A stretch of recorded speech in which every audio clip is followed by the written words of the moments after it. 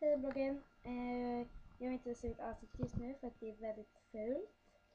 Eller? Nej. Jo, det är det. Men jag kommer lägga in 2 videoinlägg som ni kanske kommer se. Eller ser. Eller vad man säger. Kolla vad ungefär.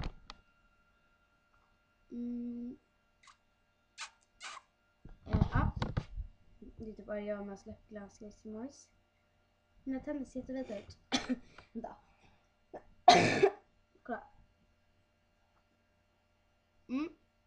Men vad ska jag säga mer? Idag så...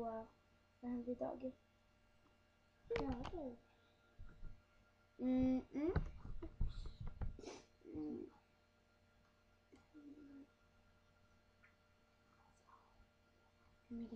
Okej, ja, jag saknar Benjamin. Faktiskt. Visst gör det. Jag pratar om det hela tiden.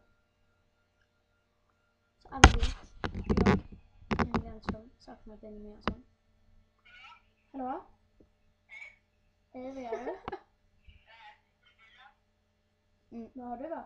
Nu ringer Denise. Benjamin. Okej. Jaha. Inget. Jag fick med datorn. Ja, och jag då... Vet du vem det är? Denise leker Benjamin. Vem? Finns det? Finns det? Okej, jag står så här faktiskt. Ja. Vad gulligt. Vet du det? Hur gick det då? Vad vann ni?